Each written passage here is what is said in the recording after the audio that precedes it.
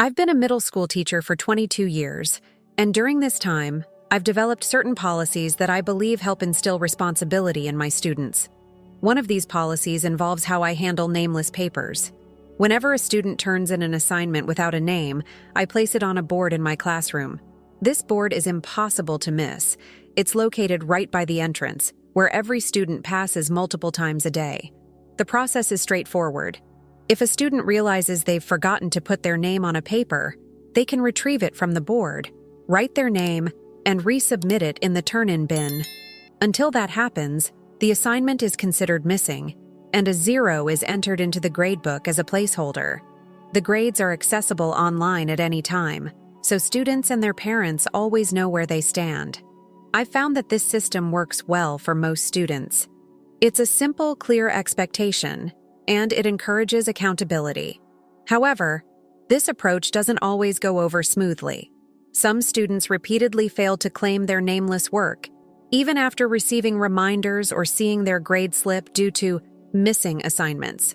While frustrating, I believe this system teaches a valuable lesson. Actions, or inactions, have consequences. Recently, though, this policy has sparked a significant controversy. A student with several nameless papers missed out on an academic scholarship because his final grades were lower than expected. His parents are furious, blaming me for his failure to secure the scholarship. They argue that I should have made an exception, considering the stakes. This situation has left me questioning whether I handled things the right way. Am I being too rigid, or is it fair to expect students to take responsibility for something as simple as writing their name on their work? Every morning as students enter my classroom, they pass by the nameless papers board. It's a colorful, eye-catching display pinned with assignments that lack one essential detail: the student's name. I make sure it's prominently positioned so that it can't be overlooked. The system is simple, yet intentional. If I come across a nameless paper, I don't waste time trying to guess who it belongs to. Instead, I pin it to the board. The students know the routine. When they see their work there, they're supposed to remove it, write their name, and return it to the proper submission bin. It's a quick fix, and it ensures that they learn to check for their work daily. The design of the board serves a purpose beyond organization. It's a constant visual reminder of accountability. Students walk past it at least 3 times during a school day, entering the classroom, leaving for lunch, and exiting at the end of the day. It's hard to imagine missing it. While some students make a habit of checking the board regularly, others are more careless or indifferent. They walk by, oblivious to the assignments pinned there, even when their grades online show missing work. I've even overheard some joking about seeing their paper on the board and not bothering to retrieve it. For me, this routine is not about punishing students. It's about teaching them a critical skill. Forgetting to write their name is a minor mistake, but it's one that can easily snowball into larger consequences if left unchecked. The system encourages students to take ownership of their actions and address mistakes promptly. But as straightforward as this process seems, it's clear that not everyone sees it the same way. The friction often arises when students fail to act and parents step in, questioning the fairness of the system. This has forced me to reflect on whether the routine I've built over the years is truly effective, or if it's creating more problems than solutions. One of the key aspects of my teaching philosophy is ensuring that both students and parents have full transparency when it comes to grades. In today's digital age, there's no reason anyone should be in the dark about academic performance. That's why our school uses an online portal where grades are updated in real time. Parents and students can access it anytime through a website or an app, making it simple to track progress. Whenever I grade assignments, quizzes, or projects, I input the scores immediately. If a paper is missing, it's recorded as a 0, flagged clearly as missing. This is not a surprise. It's visible on the grade portal as soon as I enter it. Additionally, mid-trimester progress reports are sent home, detailing any issues, including missing work. Parents sign and return these reports, confirming that they're aware of their child's academic standing. Despite these systems, I often encounter confusion or outright frustration about how grades are calculated. Daily assignments, which range from 10 to 25 points, are relatively low stakes. But they add up. Quizzes and projects, worth significantly more, can buffer students against a few missteps, provided they stay consistent. The online gradebook reflects all of this, but I know not everyone checks it as often as they should. Some students rely on verbal reminders, but I can't chase after each one of them for missing work. The transparency is there, it's just a matter of utilizing it. For me, this accessibility is critical. It shifts some responsibility to the students and their families to stay informed. But even with everything laid out so clearly, not everyone takes full advantage. And when grades drop, as they sometimes do, I often find myself at the center of debates about fairness and responsibility. From the beginning of my teaching career, I've maintained a simple rule. If a paper doesn't have a name, it doesn't get graded. Instead, it goes on the nameless papers board until the student claims it, writes their name, and resubmits it. Until then, I mark it as missing in the gradebook, which translates to a 0. This policy isn't about punishment, it's about teaching accountability. I want my students to understand that small mistakes, like forgetting to write their name, can have larger consequences if not addressed. It's a habit they need to develop, not just for my class, but for life. Some might argue that I could easily identify the student based on handwriting or context, but I deliberately avoid doing that. It's not my job to chase after them for something as basic as putting their name on their work. More importantly, I believe that intervening in this way undermines the purpose of the rule. If I consistently bail them out, they won't learn the lesson. There's also the practical side of it. With dozens of students and assignments to grade, I simply don't have the time to play detective for nameless papers. The system I've created is efficient for me and fair to everyone. Every student is held to the same standard, and the rules are clear from the start. Of course, not everyone agrees with this approach.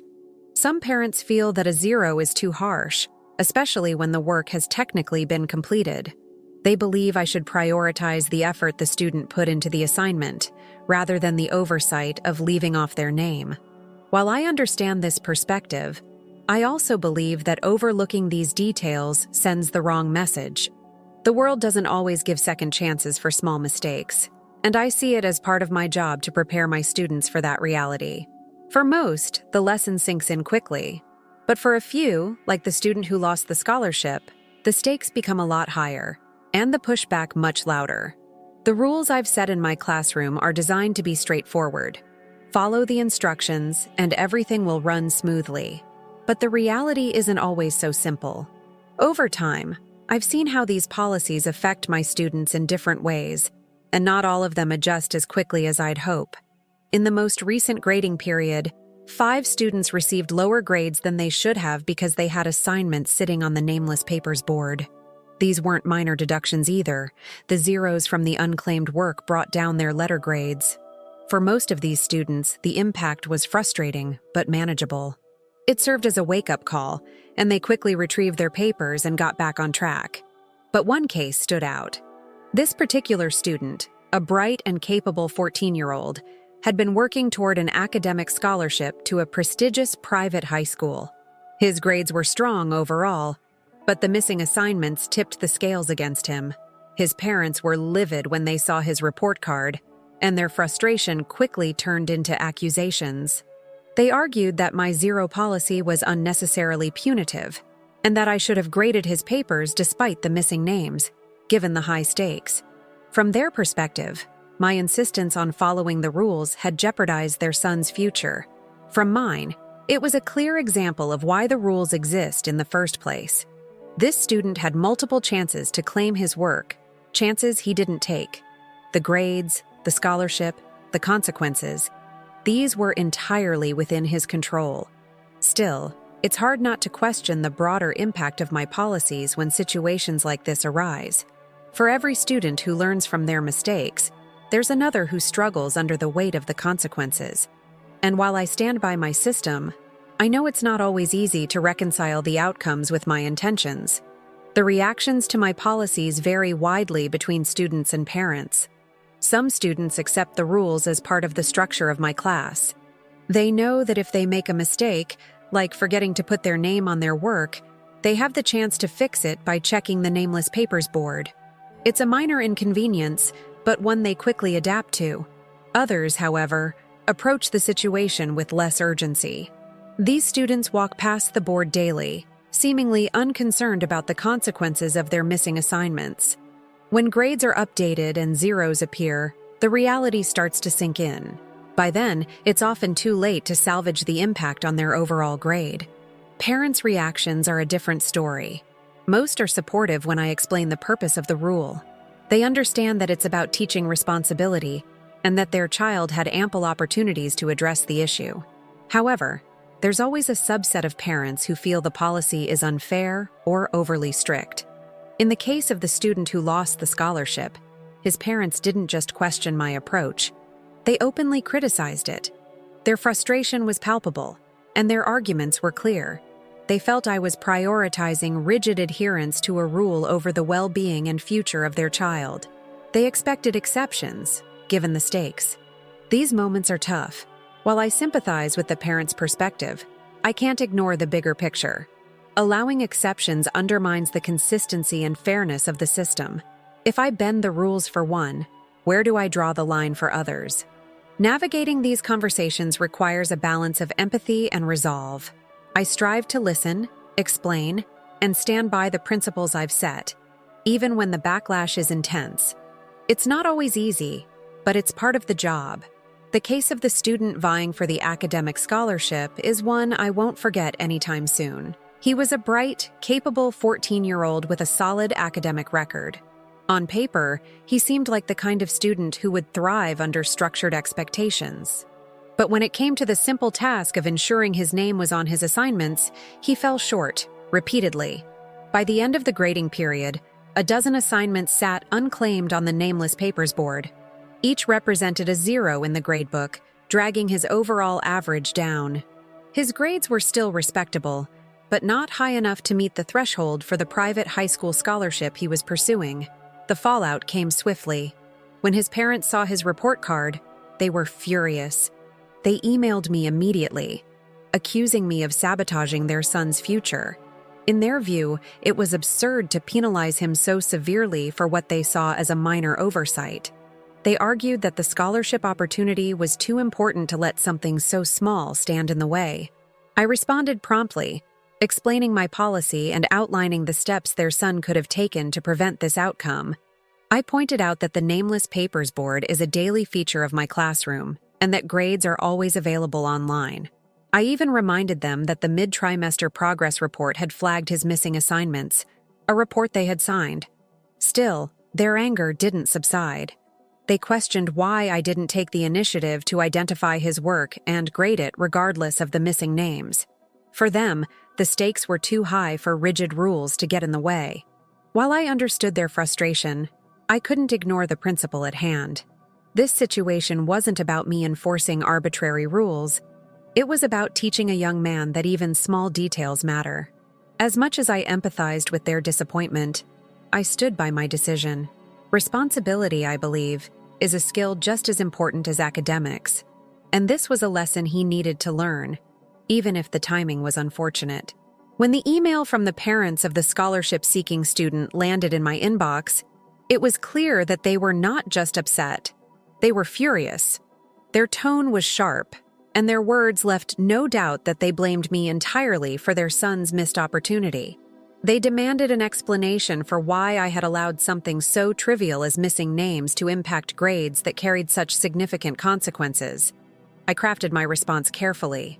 My goal wasn't just to defend my policy, but also to provide clarity about the steps their son could have taken to prevent this situation. I began by explaining the policy itself. Any paper without a name is placed on the nameless papers board, visible to all students daily. It stays there until the student claims it, writes their name, and resubmits it. I then pointed out that the missing assignments had been flagged in the online gradebook, where they appeared as 0s, and that these grades were accessible to both parents and students at all times. I reminded them about the mid-trimester progress report, which had explicitly listed these missing assignments and required their signature. My tone was firm but empathetic. I acknowledged their disappointment and the high stakes of the scholarship, but I also emphasized the importance of the lesson at hand. taking ownership of one's responsibilities, no matter how small they might seem. Their reply was swift and equally emotional. They argued that as an experienced teacher, I should have taken a more proactive approach in identifying the nameless papers and ensuring their son didn't miss out on such an important opportunity. This exchange left me reflecting deeply on the balance between enforcing rules and exercising flexibility. While I stand by my decision, the intensity of their frustration served as a stark reminder of the pressures parents feel when their child's future is on the line. At the heart of this conflict lies a question that every teacher grapples with: how much responsibility should students be expected to bear for their own actions? In this case, the student was a 14-year-old boy, perfectly capable of writing his name on his assignments and checking the nameless papers board when necessary. He had no special needs or extenuating circumstances that might have justified leniency. I've always believed that middle school is a critical time for teaching life skills like accountability and responsibility. These students are on the cusp of adulthood, and the habits they form now will follow them into high school, college, and beyond. Forgetting to write a name on a paper might seem like a small mistake, but if that habit persists, it can lead to bigger problems down the road. Some argue that 14-year-olds are still learning, and it's our job as educators to guide them with compassion and flexibility. I don't disagree with that sentiment. In fact, my policy isn't punitive. It's designed to give students a clear path to correct their mistakes. The nameless papers board isn't a dead end. It's an opportunity. But responsibility is a two-way street. If I make every exception and bend every rule to accommodate careless behavior, what lesson does that teach? At some point, students need to understand that their actions or inactions have real consequences. This particular student had multiple chances to retrieve his work, both from the board and from the online gradebook where the missing assignments were clearly flagged. Despite these opportunities, he didn't take action. It's a tough lesson to learn, but I believe it's a necessary one. This situation has forced me to think deeply about where the line should be drawn. How much should we shield students from the consequences of their mistakes? And at what point does shielding them do more harm than good? These aren't easy questions to answer, but they're ones I face every day in my classroom. Teaching in a private school brings a unique set of dynamics, especially when it comes to balancing expectations between students, parents, and the institution itself. Unlike public schools, where resources and access can vary widely, private schools often provide an environment rich in tools and support. This includes smaller class sizes, direct communication with parents, and constant access to academic records through online portals. In theory, these advantages should make my job easier. Parents are more involved, students have fewer distractions, and the infrastructure is designed for academic success. But with these benefits comes an unspoken pressure to meet the high expectations of families who are heavily invested, financially and emotionally, in their children's education. In the context of my nameless papers policy, this dynamic can be both a blessing and a challenge. On one hand, the system is transparent. Parents can see their child's grades at any time, and progress reports provide regular updates. There's no ambiguity about where a student stands academically. On the other hand, this same transparency can amplify tensions when something goes wrong. Parents often expect a level of personalization that goes beyond what is reasonable in a classroom setting. They want exceptions made, accommodations granted, and for their child's unique circumstances to be prioritized. This was evident in the case of the scholarship student's family, who felt my adherence to policy was too rigid for a private school environment, where flexibility is often seen as a hallmark of personalized education. Navigating these dynamics requires a careful balance. I have to uphold the integrity of my classroom policies, while also being mindful of the expectations that come with teaching in a private school. It's a constant juggling act, and one that requires not just consistency, but also a deep understanding of the values at play in this unique educational landscape. When it comes to grading, fairness is my guiding principle. Every student in my classroom knows the rules and expectations from the start. The grading system I use is designed to reflect their overall effort and performance, allowing room for mistakes while still encouraging consistent work. Daily assignments, worth 10 to 25 points, are the foundation. These smaller tasks let students practice skills and concepts without the pressure of high-stakes grading. Quizzes, worth 50 points, act as checkpoints, assessing whether they've mastered the material. Tests and projects, at 100 points each, carry the most weight, giving students opportunities to demonstrate their understanding on a deeper level. This structure rewards consistency. A student who struggles with a few assignments or misses a question on a quiz can still maintain a good grade if they perform well overall. It's a safety net for those who might stumble occasionally but are otherwise diligent. Nameless work, however, complicates this balance. While I don't mark these assignments as late, I also don't grade them until they're properly identified. This ensures that all students are treated equally and that the responsibility of submitting complete work rests with them. Some parents, like those of the scholarship student, see this as inflexible.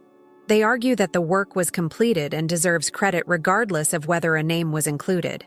But I see it differently.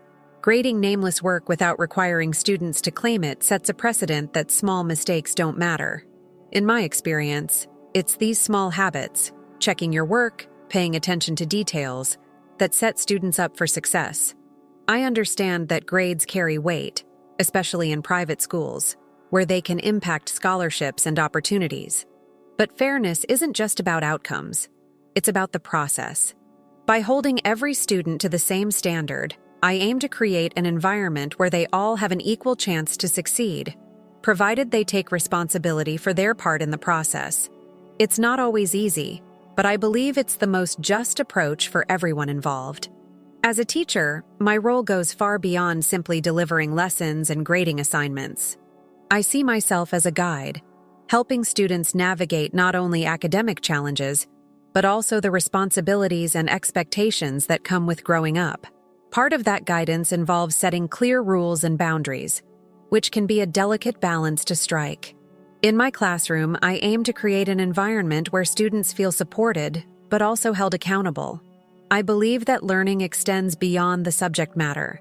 It includes developing life skills like time management, attention to detail, and personal responsibility. These are the skills that will serve them long after they've forgotten the specifics of a math problem or a grammar rule. The Nameless Papers policy, for instance, isn't about enforcing arbitrary rules for the sake of control. It's about instilling a sense of ownership over one's work. Forgetting to write a name on an assignment might seem trivial, but the habit of double-checking one's work is anything but. It's a practice that builds discipline and self-awareness, qualities that are essential in both academic and professional settings. At the same time, I know that teaching isn't about rigidly applying rules without consideration for individual circumstances. There are moments when compassion and flexibility are necessary. However, those moments have to be balanced against the need for consistency and fairness. If I bend the rules too often, I risk undermining the very lessons I'm trying to teach. This dual responsibility, to nurture and to discipline, is one of the most challenging aspects of teaching. I'm constantly reflecting on whether my policies are achieving their intended purpose or if they need to be adjusted. Ultimately, my goal is to prepare my students for success, both inside and outside the classroom, even if the lessons feel tough in the moment. The policies I've implemented, especially the one about nameless papers, often spark conversations within the school community. Over the years, I've received feedback from fellow teachers, administrators, parents, and even students about whether my approach is effective or overly strict. My colleagues, for the most part, understand where I'm coming from. Many of them have similar policies in their classrooms, though not all enforce them as strictly. Some have shared stories of their own struggles with nameless work, expressing envy over my consistency. They see the logic in my approach, particularly in a private school setting where accountability is a cornerstone of the educational experience. Still, a few have questioned whether the rigidity of my policy might alienate certain students, especially those who are more disorganized or anxious. Administrators tend to back me up, especially since my policies align with the school's broader mission of fostering independence and responsibility. However, they've also hinted at the importance of keeping parents on board. In a private school, parents are not just stakeholders, their customers, and their satisfaction matters. This dynamic adds a layer of complexity to every decision I make. Students, unsurprisingly, have mixed feelings. Some appreciate the clarity and structure my rules provide. They know exactly what's expected of them and find comfort in the consistency. Others, particularly those who struggle with organization, see the nameless papers board as a source of stress. They view it as a public display of failure, even though I've designed it to be a neutral tool. Parents are the most vocal. While some applaud my efforts to teach life skills, others see my policy as unnecessarily harsh. The case of the scholarship student brought this tension to the forefront, as his family's frustration resonated with other parents who feared similar consequences for their own children. The feedback I receive is invaluable, even when it's critical. It pushes me to reflect on my methods and consider whether they're truly serving the students, or if they need adjustment to better meet the needs of everyone involved. These conversations are not always easy, but they're essential to growing as an educator. The nameless papers policy wasn't something I implemented on a whim. It evolved over time, shaped by years of trial and error, feedback, and the challenges that come with teaching. In my early years as a teacher, I tried various approaches to handle nameless assignments, from simply guessing the owner to holding class discussions to identify them. None of these methods felt sustainable or fair. Initially, I used to track down students by handwriting or context clues, but this quickly became overwhelming. With dozens of students and countless assignments to grade, the extra time spent identifying papers detracted from other important aspects of my job. It also didn't address the root issue. Students needed to learn to take responsibility for their own work. That's when I introduced the nameless papers board. At first, it was just a simple solution to a practical problem. Over time, however, I realized it could serve a larger purpose. By requiring students to claim their work and take the necessary steps to fix their mistakes, the policy became less about convenience for me and more about fostering responsibility in them. Over the years, I've made adjustments based on what works and what doesn't. For example, I've added reminders during class and sent progress reports home with specific notes about missing assignments. I've also refined how I communicate the policy to students and parents, ensuring that everyone understands the process from day one. Still, the policy isn't perfect, and I'm always open to improving it. Each new school year brings a fresh set of challenges, and with them, opportunities to adapt. But one thing has remained constant: my belief that small lessons and accountability can lead to big growth. The board is just one tool in a much larger effort to prepare my students for the future. One of the principles I try to instill in my students is the idea that mistakes are not failures. They're opportunities to learn. Middle school is a time of growth, and part of that growth involves stumbling, reflecting, and figuring out how to do better. The nameless papers policy fits into this philosophy. It's not about punishment. It's about creating a safe space where students can face the consequences of small errors and develop the skills to avoid them in the future. Forgetting to write your name on a paper might seem trivial, but it represents a larger issue: the importance of attention to detail. When students retrieve their work from the nameless papers board, it's not just about putting their name on the assignment. It's about taking responsibility for an oversight. That moment of realization, however small, can be a stepping stone toward better habits. In my years of teaching, I've seen how this plays out. Students who once left nameless papers on the board for weeks gradually become the ones who double-check their work before handing it in. They learn to take ownership of their actions, and it often spills over into other areas of their academic and personal lives.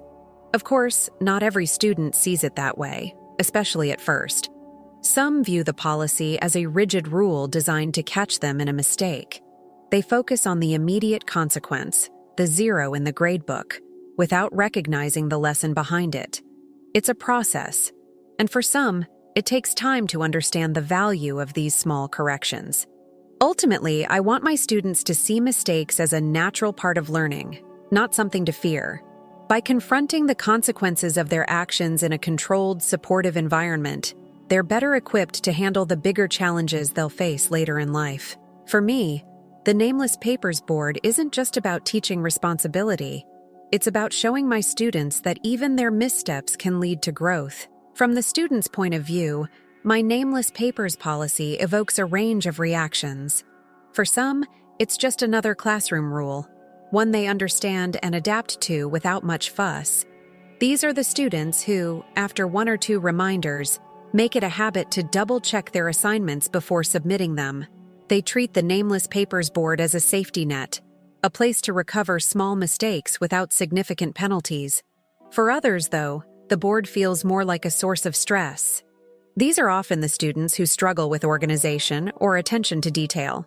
Seeing their assignments pinned up in plain sight can feel embarrassing, even though I've never framed it as a form of public shaming. For them, the idea of confronting their oversight in front of peers can feel like an additional hurdle. Then there are the students who seem completely indifferent. They walk past the board day after day, ignoring the papers that clearly belong to them. Even when their grades drop because of missing assignments, they don't take action until the consequences become unavoidable. This group often requires more direct intervention, whether through individual conversations or reminders during class. I try to be mindful of these differing perspectives. While the policy is consistent for everyone, I know that each student experiences it differently. Some need extra encouragement to see the board not as a punishment, but as an opportunity to correct a mistake. Others need more frequent reminders that their grades are within their control. By observing these reactions, I've learned to adjust my approach slightly for each group. My ultimate goal is the same for all of them, to help them develop the skills they need to succeed, both in my classroom and beyond it. For better or worse, their perspectives help shape the way I implement and communicate the policy. While students experience the nameless papers policy firsthand, their parents often see it through a completely different lens.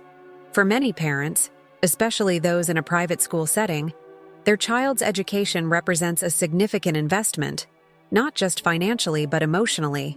This dynamic sometimes creates tension when a seemingly minor classroom rule has a noticeable impact on their child's academic performance. Parents who support the policy usually see it as a valuable life lesson. They appreciate the focus on personal responsibility and the clear connection between actions and consequences.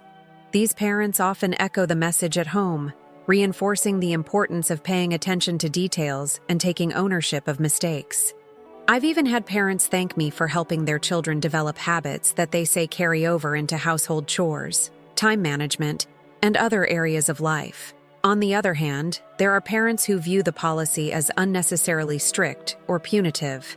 They argue that forgetting to write a name is a small mistake that shouldn't result in a 0 or a significant drop in grades. For these parents, the stakes, be it scholarships, college readiness, or simply their child's confidence, feel too high for rigid enforcement of the rule. This perspective came into sharp focus with the scholarship student's family. Their frustration wasn't just about the policy itself, but about its impact on a high-stakes outcome. They felt that my approach prioritized rules over their child's future and expressed this in no uncertain terms.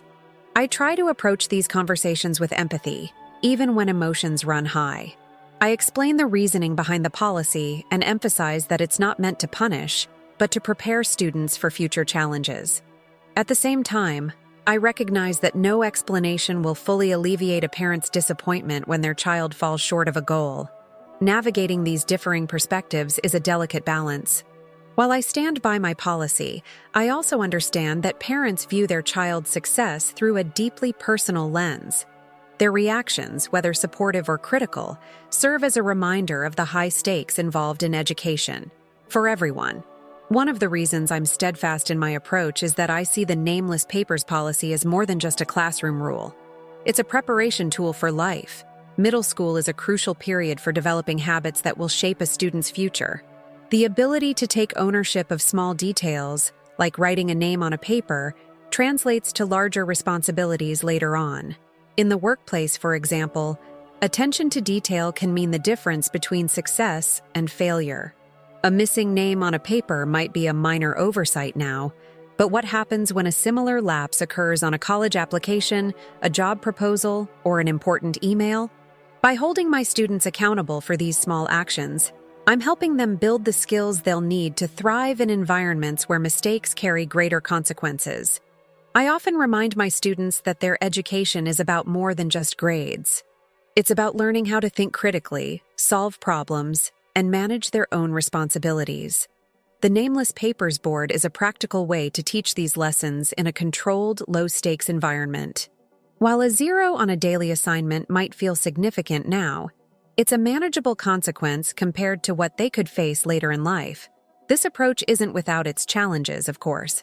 Some students struggle to see the connection between these small lessons and the bigger picture. They view the policy as an inconvenience rather than an opportunity. It's only later, sometimes years after they've left my classroom, that they realize the value of these lessons. For me, the most rewarding moments come when former students reach out to thank me for teaching them these skills. It's a reminder that the work I do now isn't just about the present, it's about setting them up for a successful future. As a teacher, one of the most delicate aspects of my job is balancing empathy with the enforcement of rules.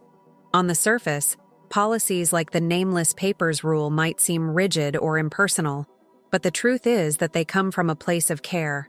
I want my students to succeed, and I believe that holding them accountable is a crucial part of preparing them for life's challenges. However, I'm not blind to the individual struggles and circumstances of my students. Adolescence is a complex time filled with distractions, pressures, and emotional growth. Forgetting to put a name on a paper might not always be a sign of carelessness. Sometimes it reflects deeper challenges like stress, anxiety, or a lack of organizational skills. In cases where I sense that a student is genuinely struggling, I try to approach the situation with understanding. I'll have a one-on-one conversation, gently reminding them of the importance of small details while offering guidance on how to stay organized. These moments allow me to connect with students on a personal level and show them that the rules are not just about discipline, but about their growth. At the same time, I have to be mindful of the broader classroom dynamic. If I make too many exceptions, I risk undermining the fairness and consistency of my policies. Other students notice when rules aren't applied equally, and it can create resentment or confusion. This balance is especially difficult when parents get involved, as in the case of the scholarship student. While I empathize with their disappointment, I also know that bending the rules would send the wrong message, not just to their child, but to the entire class. Finding this equilibrium is an ongoing challenge. Every student is unique, and every situation requires thoughtful consideration. My goal is to create an environment where empathy and structure coexist, ensuring that my students learn not only from their successes but also from their mistakes. It's not always easy, but it's the foundation of my teaching philosophy. When I decided to share my experience online, I never anticipated the level of attention it would receive. The Nameless Papers policy, which had been a quiet and consistent part of my classroom routine, suddenly became the subject of heated debates. People from all walks of life chimed in, offering perspectives that ranged from supportive to sharply critical. Many fellow educators sided with me, emphasizing the importance of teaching responsibility. They shared their own experiences with similar policies and the challenges of balancing structure with flexibility. Some even commented that my system was a good way to prepare students for the real world, where attention to detail often carries high stakes. Parents and former students, however, were more divided. Some parents agreed with the need for accountability, but felt that the policy lacked room for compassion, especially in high-stakes situations like the scholarship case. Others argued that teachers should focus on the quality of a student's work rather than procedural mistakes like forgetting a name. The most vocal critics framed the policy as unnecessarily punitive, questioning whether it was fair to let something so minor have such significant consequences. They argued that education should be about nurturing growth and wondered if a more flexible approach could achieve the same goals without the risk of alienating students or parents. The debate gave me a lot to think about. While I stand by the principles behind my policy, the wide range of opinions reminded me that education is never a one-size-fits-all endeavor. It's a balancing act that requires constant reflection and adjustment. Despite the criticisms, I was heartened by the number of people who saw value in what I was trying to achieve.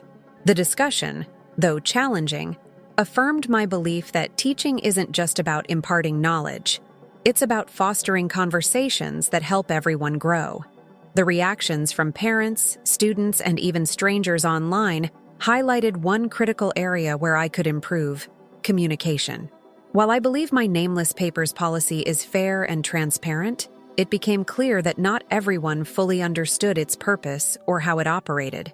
This disconnect, especially with parents, often amplified frustrations and misunderstandings. One strategy I've considered is enhancing how I introduce the policy at the beginning of the school year. While I currently outline it in my syllabus and explain it to the students during the first week, I could go further. For example, holding a brief orientation session for parents at the start of the year, or including a detailed video walkthrough of my classroom processes, might help bridge the gap. Parents often want to feel involved and informed, and this could give them a clearer understanding of why the policy exists and how it benefits their children. I've also thought about incorporating periodic reminders throughout the year. Midway through each term, I could send out an email summarizing common issues like missing assignments and emphasizing how the Nameless Papers Board works. A quick reminder might prompt both students and parents to double-check grades and address any discrepancies before they become bigger issues. For the students, I could create a visual checklist or flowchart that walks them through the steps to follow when they realize they've made a mistake. Making these tools readily available, both in the classroom and online, could remove some of the stress or confusion they might feel when trying to navigate the policy. Finally, I've considered offering optional organizational workshops for students who struggle with details like writing their names or keeping track of assignments. These sessions could provide practical tips and reinforce the importance of developing strong habits. Better communication won't solve every problem, but it could prevent many of the misunderstandings that lead to frustration. By being proactive and transparent, I hope to create a smoother, more collaborative relationship with everyone involved in the learning process. Reflecting on this situation, I've found myself revisiting the core values that guide my teaching. At the heart of it all is my commitment to helping students grow, not just academically, but as individuals capable of taking responsibility for their actions. This is why I've always believed in the value of holding students accountable for even the smallest details, like writing their names on their papers. But incidents like the scholarship case and the broader feedback I've received have made me pause and ask myself hard questions. Am I being too rigid? Could I have handled the situation differently? Are there ways to maintain the integrity of my policies while being more flexible when the stakes are particularly high? One thing I've come to realize is that the intention behind a policy isn't always as clear to others as it is to me. While I see the Nameless Papers Board as a tool for growth, some students and parents view it as an unnecessary obstacle. This gap in perception has made me wonder whether there are ways to better align my goals with the way the policy is received. At the same time, I'm reminded of the successes this approach has brought. Former students often tell me how these small lessons in accountability help them in high school, college, and beyond. These stories reinforce my belief that the policy, while not perfect, serves an important purpose. Ultimately, these reflections haven't led me to abandon my principles, but they have prompted me to think about how I can refine them. Teaching is as much about learning and adapting as it is about educating others. This experience, though challenging, has become another chapter in my own growth as an educator. After reflecting on the feedback and the challenges that have arisen, I've started considering adjustments to the Nameless Papers policy that could make it more effective and less contentious. While the core principles of accountability and responsibility would remain, there's room for improvement in how the policy is implemented and communicated. One potential adjustment is creating a grace period for students to claim their nameless work before it's marked as a 0. For example, if a paper without a name is found, students could have a week to retrieve it from the board before the missing assignment impacts their grade. This small buffer could reduce the immediate pressure while still emphasizing the importance of paying attention to details. Another idea is incorporating a warning system. Instead of automatically assigning a 0, I could flag the missing assignment in the gradebook with a special note or symbol, making it clear to both students and parents that the work exists but hasn't been officially graded yet. This would give students more time to take action without the immediate consequence of a 0 weighing on them. Additionally, I've thought about introducing classroom reminders or digital notifications tied to missing work. A weekly email or announcement summarizing assignments on the Nameless board could help students and parents stay informed. This extra layer of communication might bridge some of the gaps that lead to frustration, particularly for families who are less familiar with the system. For high-stakes situations, like the scholarship student's case, I might implement a review process. This could involve a conversation with the student and their parents to determine whether exceptions are warranted. While I would still aim to avoid undermining the policy, this approach could allow for more flexibility in unique or particularly impactful circumstances. These adjustments wouldn't change the essence of the policy, but they could make it more supportive and less punitive. The goal is to maintain fairness and accountability, while giving students more tools to succeed, a balance that reflects the evolving needs of my classroom and my role as a teacher. Parents play a pivotal role in their children's education, and their involvement often makes a significant difference in how students navigate challenges. When it comes to my Nameless Papers policy, the way parents engage with their children about accountability can either reinforce the lesson or undermine it. Many parents I work with are incredibly supportive of the values I aim to teach. They use the policy as a springboard for discussions at home about responsibility, helping their children connect the dots between small habits, like putting a name on a paper, and larger life skills. These conversations often complement the structure I've built in the classroom, creating a consistent message about the importance of owning one's actions. However, there are also parents who struggle with the policy, particularly when it affects grades or opportunities they feel are crucial for their child's future. In these cases, their frustration can lead to tensions between home and school. Some parents question the fairness of the rule, while others believe that I should intervene more directly to prevent mistakes from impacting grades. I understand their perspective.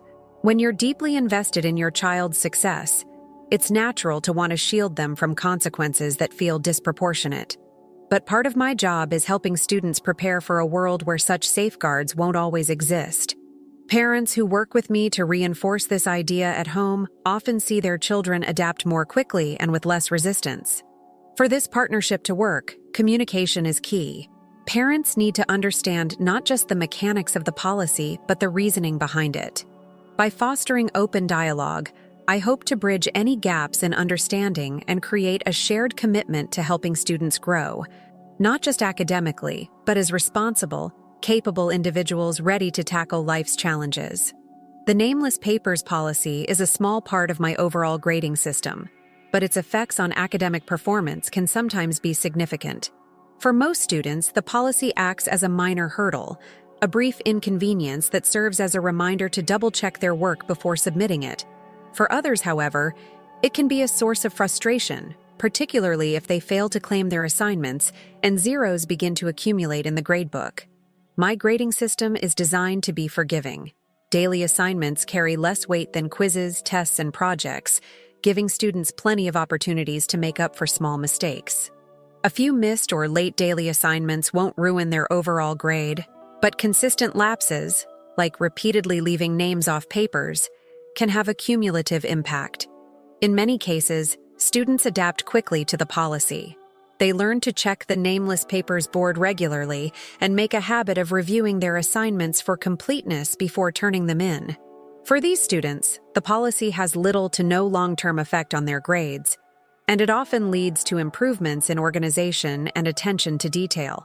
However, there are always exceptions. For students who struggle with organization or fail to take the necessary steps to retrieve their work, the zeros can start to add up. In high-stakes situations, like the case of the scholarship student, this can have more dramatic consequences. What's interesting is how often the policy becomes a turning point. Many students who initially struggle with it come to view it as a learning experience. They recognize the importance of taking responsibility and develop habits that ultimately benefit them in other areas of their academic life. While the immediate impact on grades varies, the broader lesson remains consistent. Success is about more than just completing the work. It's about following through on all the details. For those who embrace this lesson, the The benefits often extend far beyond the classroom. One of the greatest challenges I face as a teacher is striking the right balance between rigor and flexibility. Education thrives on structure. Students need clear rules and expectations to guide their learning and behavior. At the same time, they are young, still growing, and prone to making mistakes. Navigating this tension is a daily part of my role in the classroom. My nameless papers policy embodies this balance. On one side, it's rigorous, expecting students to take ownership of their work and face the consequences of small oversights. On the other, it's flexible in that it allows students to correct their mistakes by simply retrieving their assignments from the board and resubmitting them. Yet, the rigidity of this policy has been questioned, especially when stakes are high. The case of the scholarship student is a perfect example.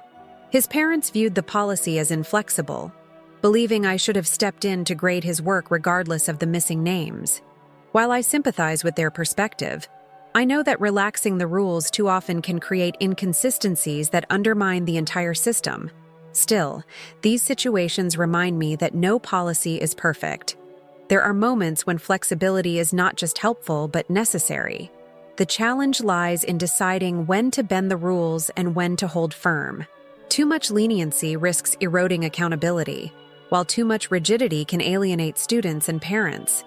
Ultimately, I strive to create a classroom environment that is fair but adaptable, structured yet empathetic. By reflecting on each situation, listening to feedback, and being willing to evolve, I aim to maintain this balance. It's not always easy, but I believe it's the best way to prepare my students for the complexities of life while still supporting their growth along the way. As I reflect on the journey that led to the debate around my nameless papers policy, I find myself returning to the foundational questions of teaching. What do we want our students to learn? How do we prepare them for a future that demands both competence and accountability? And how do we navigate the delicate balance between fostering independence and providing support? The Nameless Papers Board is a small piece of a much larger puzzle. To some, it might seem like an overly strict rule, a minor detail blown out of proportion. But to me, it represents something much more profound. A chance to teach students that every action, no matter how small, carries weight. Whether it's writing your name on a paper, submitting assignments on time, or owning up to mistakes, these habits shape the adults they will become. At the same time, this experience has shown me the importance of adaptability. Policies are not set in stone. They are tools, and tools must evolve to meet the needs of those who use them. The feedback I've received, from parents, students, colleagues, and even strangers online, has reminded me that effective teaching requires constant reflection and a willingness to grow.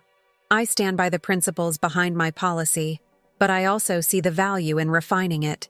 Adding grace periods, enhancing communication, and considering high-stakes scenarios with more nuance are steps I'm prepared to take. These adjustments won't undermine the lessons of accountability.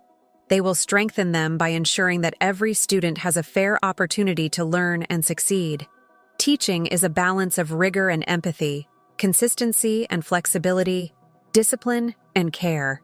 It's a job that demands patience, introspection, and, above all, a deep belief in the potential of young minds.